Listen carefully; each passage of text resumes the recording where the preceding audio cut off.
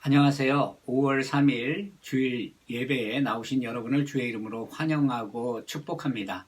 오늘 예배를 위해서 하나님께서 우리에게 주실 말씀은 요한복음 10장 11절에서 18절까지의 말씀입니다. 신약 성경 163면에 있습니다. 우리 다 같이 합심해서 성경을 읽도록 하겠습니다. 나는 선한 목자라. 선한 목자는 양들을 위하여 목숨을 버리거니와 삭구는 목자가 아니요 양도 제 양이 아니라. 이리가 오는 것을 보면 양을 버리고 달아나니 이리가 양을 물어가고 또 해치느니라. 달아나는 것은 그가 삭군인 까닭에 양을 돌보지 아니함이나 나는 선한 목자라. 나는 내 양을 알고 양도 나를 아는 것이 아버지께서 나를 아시고 내가 아버지를 아시는 것 같으니 나는 양을 위하여 목숨을 버리노라.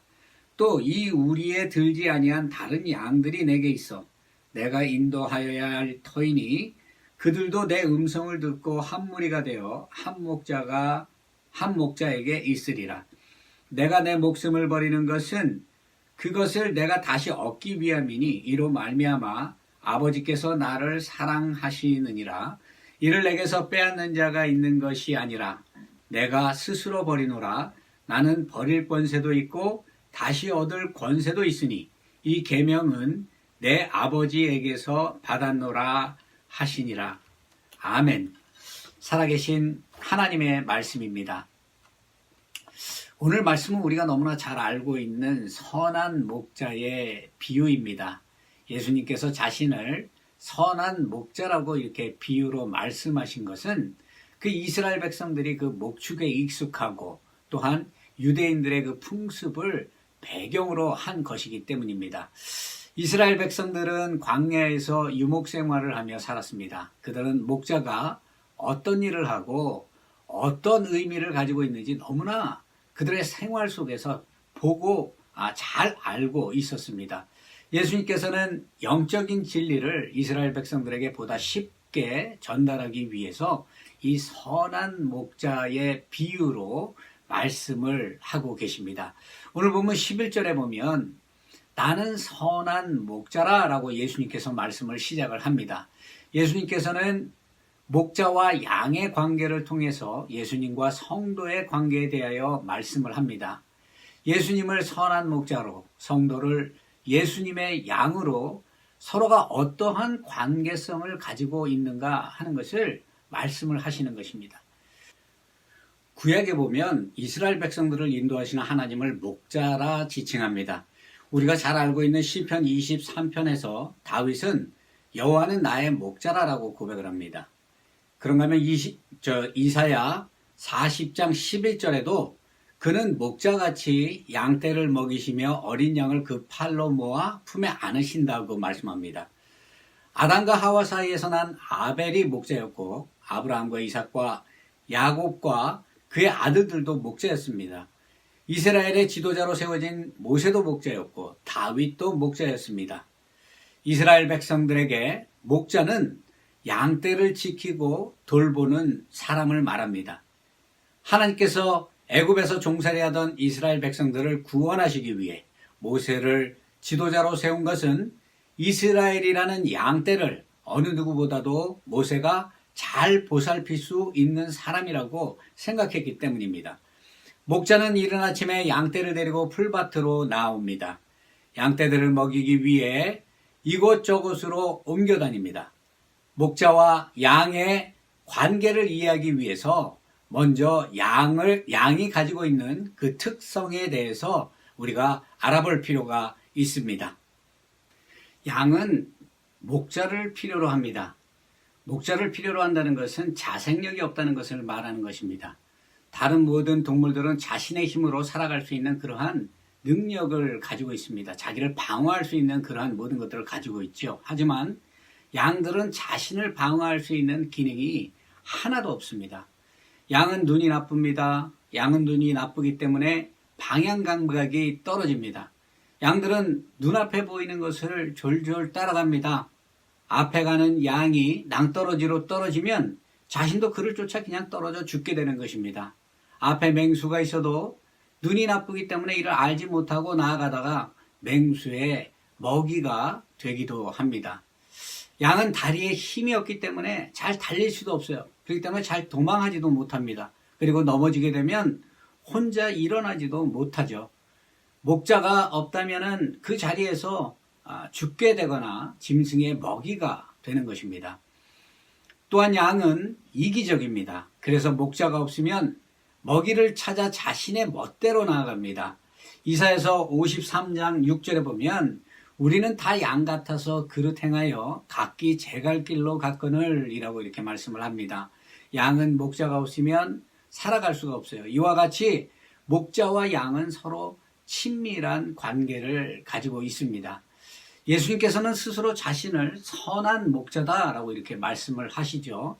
예수님께서 자신을 선한 목자라고 말씀을 하신 이유는 세상에는 선한 목자만 있는 것이 아니라 거짓 목자도 있다는 것을 말을 하는 것입니다. 12절과 13절을 보게 되면 삭구는 목자가 아니요 양도 제 양이 아니라 이리가 오는 것을 보면 양을 버리고 달아나니 이리가 양을 물어가고 또 해치느니라.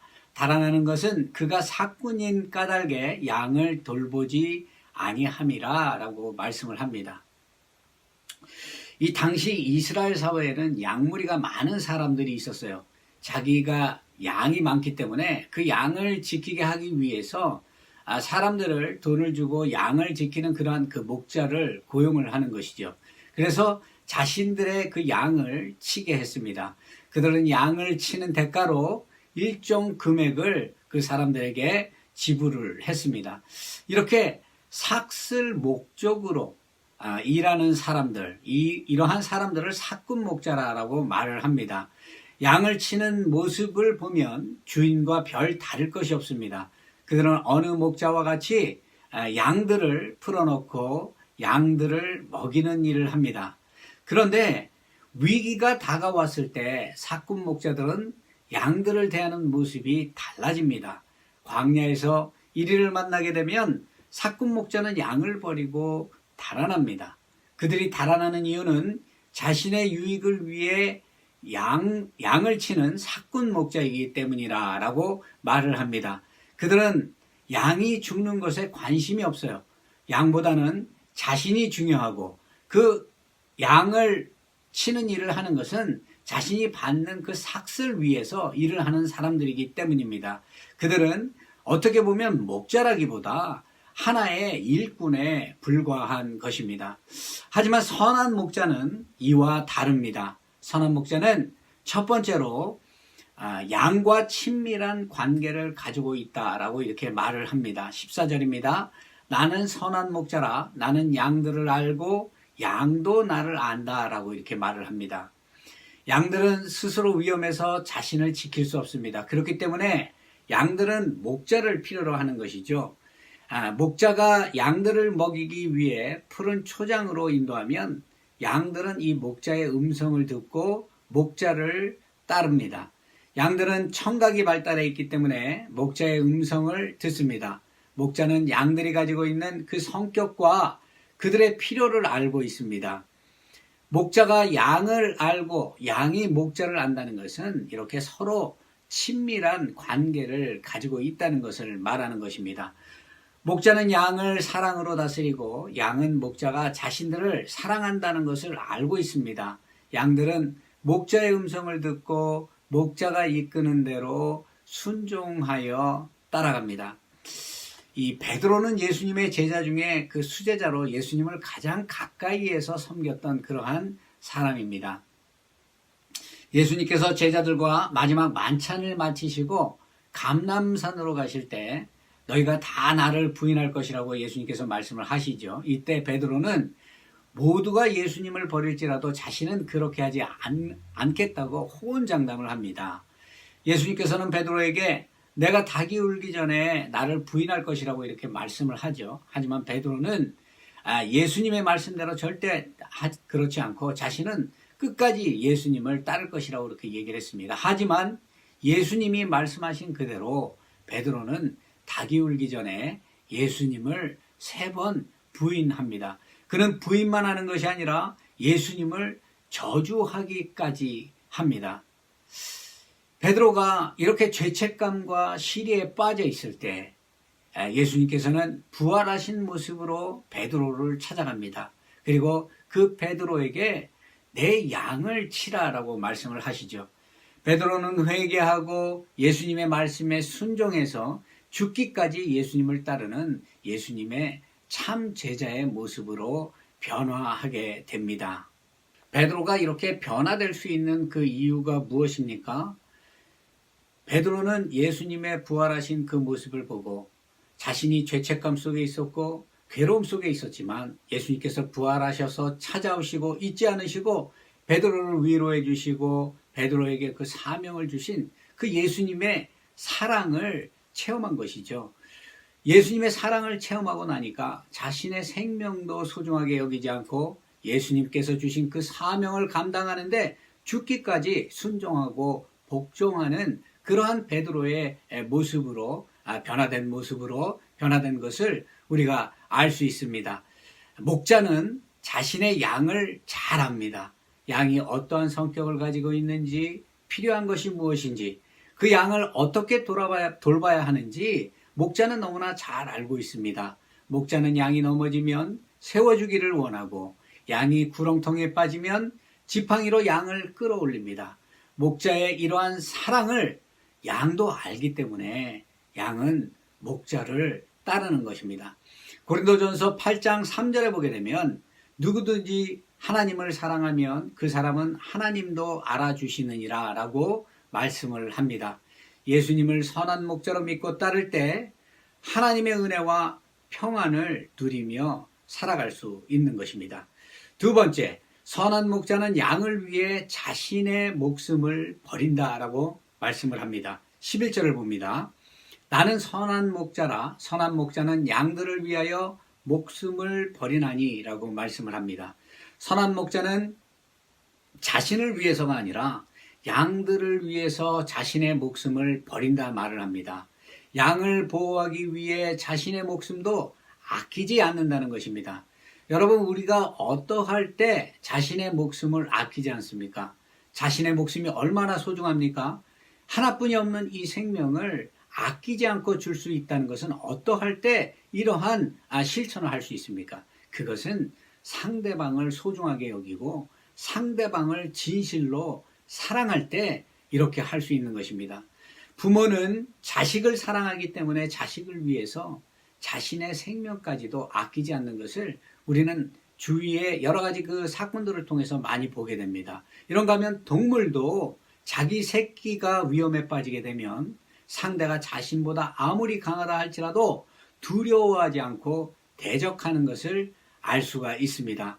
목자가 양을 치다가 이리가 나타나면 사꾼 목자는 도망을 합니다. 하지만 선한 목자는 양의 생명을 위해서 이리와 끝까지 싸우는 것입니다. 이스라엘과 이 블레셋 사이에 이 전쟁이 일어나서 이 골리앗이 이스라엘을 조롱할 때 이스라엘의 이 군사들은 모두 두려워서 떨고 있었습니다.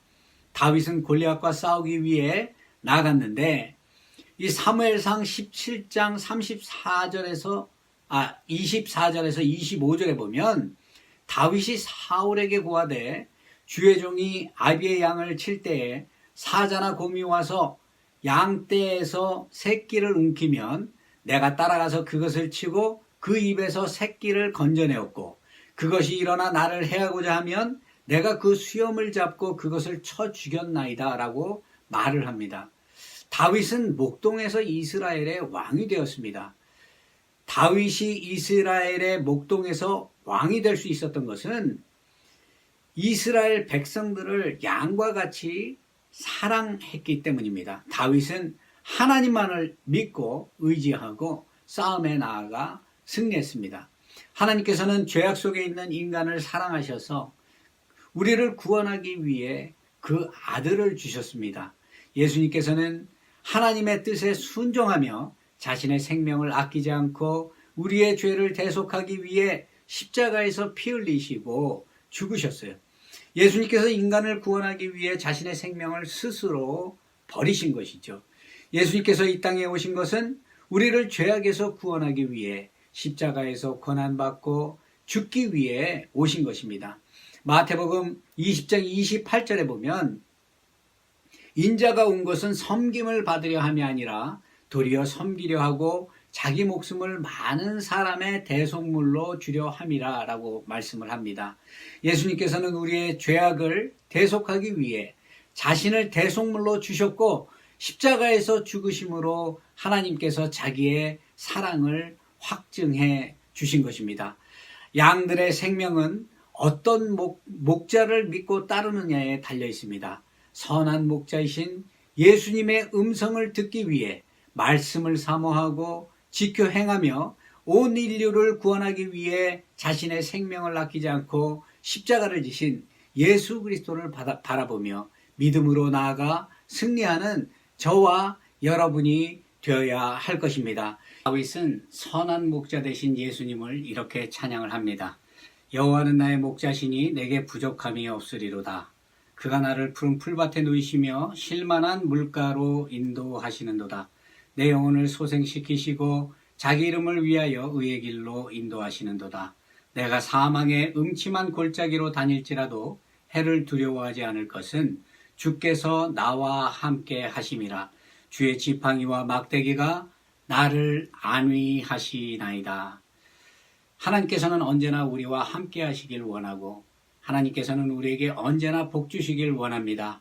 마치 목자가 양을 사랑함으로 양을 돌보고 양을 먹이고 양의 필요를 채워주는 것과 마찬가지로 우리가 하나님과 함께 있으면 아무런 부족함이 없는 것입니다. 부족함이 없다는 것은 풍요로운 걸 말하는 거예요. 넘치는 것을 얘기하는 것입니다. 우리가 아무리 고나고 어렵고 감당할 수 없는 그러한 문제 속에 우리가 있다 할지라도 하나님을 믿고 의지할 때 하나님이 부어주시는 그 은혜를 통해서 우리가 이 세상을 이길 수 있는 것입니다. 하나님께서는 언제나 우리의 필요를 아시고 우리가 필요한 곳으로 우리를 인도해 주시는 분입니다. 그런가 하면 하나님께서는 우리가 사망의 음침한 골짜기를 다닌다 할지라도 그곳에서 우리와 함께 하시며 우리에게 힘주시길 원하시고 우리가 온전히 하나님을 의지해서 이 모든 것들을 다 이겨낼 수 있도록 언제나 크신 권능으로 함께 하시는 분이라는 것입니다. 여러분, 우리에게 선한 목자가 계십니다. 예수님은 자신의 생명을 아끼지 않고 우리를 사랑하셔서 그 십자가에서 우리의 죄악을 온전히 회복시키시고 우리가 온전히 하나님과 화목을 이루고 하나님의 나라에 거할 수 있도록 우리에게 구원을 허락해 주셨습니다. 하나님의 말씀, 그 음성을 듣고 우리가 그 음성에 귀 기울이고 음성에 순종하며 나아가는 저희들 될 수 있도록 그렇게 날마다 깨어있는 저희가 될 수 있기를 원하고 또한 예수 그리스도가 우리에게 보여주신 그 십자가의 그 사랑을 언제나 마음속으로 우리가 깨닫고 그 사랑을 실천하며 희생하며 봉사하고 정말 믿지 않는 영혼들에게 참다운 그리스도인의 삶이 어떠한 것인지를 우리의 삶을 통해서 증거해 나아가는 저와 여러분이 되기를 원합니다. 이러한 축복된 삶이 주어진 한 주 동안에도 우리의 삶 속에 언제나 함께하기를 주의 이름으로 축원드립니다. 기도하겠습니다. 할렐루야. 하나님 아버지 감사합니다. 오늘 거룩하고 복된 주일 허락하여 주시고 말씀의 자리로 나올 수 있도록 은혜 베풀어 주시고 말씀의 은혜 베풀어 주심에 감사를 드립니다. 우리는 우리의 힘과 우리의 능으로 살아갈 수 없는 연약한 존재임을 고백합니다. 우리의 목자장 되시는 예수 그리스도를 의지할 때 우리에게 넘치는 은혜와 넘치는 평안이 있음을 입술로 고백합니다. 힘들고 어려운 세상을 살아나갈 때 우리가 우리의 힘으로 살아나가려고 하는 것이 아니라 온전히 우리의 능력이 되시고 우리의 힘이 되시고 우리를 안위하시는 예수 그리스도를 믿고 의지함으로 세상에 나아가 승리하는 귀하고 복된 하나님의 백성 될 수 있도록 복의 복을 더하여 주시옵소서. 감사하오며 존귀하신 예수 그리스도의 이름 받들어 간절히 기도드리옵나이다. 아멘.